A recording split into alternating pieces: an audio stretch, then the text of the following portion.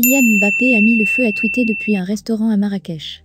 Zidane, c'est la France, on manque pas de respect à la légende comme ça. Quelques instants seulement après le dérapage de Noël Le Graët sur Zinedine Zidane, Kylian Mbappé a provoqué une vague de réactions sur les réseaux sociaux en publiant un tweet vu par 96,5 millions de personnes. Un tsunami digital qui est parti d'un restaurant à Marrakech. En effet, le Parisien nous a dévoilé les dessous de ce tweet incroyable. Mbappé se trouvait dans un restaurant de la cité marocaine en compagnie d'Achraf Hakimi et de sa compagne. En consultant son téléphone portable, le numéro 7 du PSG aurait ainsi vu les déclarations du boss de la FFF sur Zidane, son idole. Ulcéré, Mbappé a alors posté ce tweet qui pourrait participer à l'éviction de NLG. Malgré ses excuses, Noël Le Graët est dans la tourmente après ses propos sur Zinedine Zidane, qui ont suscité une avalanche de réactions indignées. Le président de la Fédération française de football, déjà sous pression depuis les révélations sur les dysfonctionnements de l'instance, se trouve un peu plus fragilisé avant son audition, mardi, par le ministère des Sports. La sortie de trop pour Noël Le Graët? Les déclarations du dirigeant breton sur Zinedine Zidane, pour lesquelles il s'est finalement excusé, ne pouvaient pas tomber plus mal à l'approche de son audition, mardi 10 janvier, par la mission d'audit diligentée par le ministère des Sports, pour éclaircir notamment les pratiques managériales de la Fédération française de football, FFF. Déjà secoué par des accusations de harcèlement et de comportements inappropriés de la part d'ex-salariés, anonymes et qu'il a toujours contesté, Noël Le Graët a aggravé son cas en s'attaquant, dimanche, sur la radio RMC, à l'icône Zidane. Je ne l'aurais même pas pris au téléphone, a-t-il lâché à propos de Zizou, considéré comme l'option N-1 à la tête de l'équipe de France en cas de non-renouvellement de Didier Deschamps, finalement prolongé jusqu'en 2026. Pour lui dire quoi ?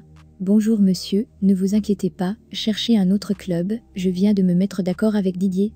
À une question sur un intérêt supposé du Brésil pour l'ex-10 des champions du monde 1998 et champion d'Europe 2000, il a ajouté « J'en ai rien à secouer, il peut aller où il veut, dans un club, il en aurait autant qu'il veut en Europe, un grand club ». Le COMEX de la FFF en juge arbitre du sort de Noël Le Graët.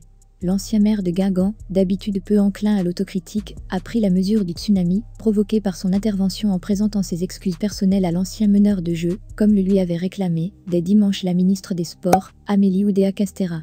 Je tiens à présenter mes excuses pour ces propos, qui ne reflètent absolument pas ma pensée, ni ma considération pour le joueur qu'il était, et l'entraîneur qu'il est devenu. Zinedine Zidane sait l'estime immense que je lui porte, comme tous les Français, a-t-il affirmé, lundi, dans une déclaration à l'AF.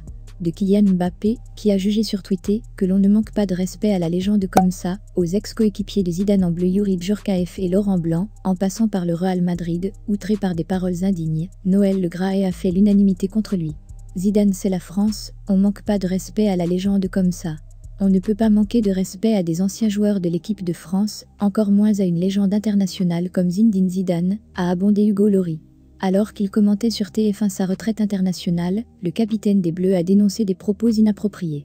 Quelles conséquences sur l'avenir de Noël Le Graët, dont le mandat se terminera fin 2024 ?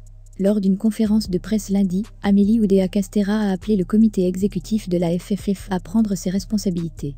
Il y a au sein du COMEX des personnalités éminentes qui ont fait la preuve de leur valeur, de leur efficacité, de leur vision et du sens des responsabilités. Je sais qu'elles en feront preuve à nouveau dans les semaines à venir et qu'elles pourront peser pour remettre cette fédération sur les bons rails, a-t-elle dit.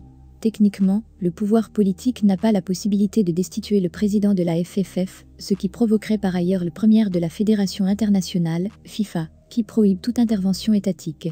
C'est une communication non maîtrisée, mais il y a un sentiment de ras-le-bol au sommet de l'État, explique une source gouvernementale, qui déplore une sensation d'accumulation de mots inacceptables.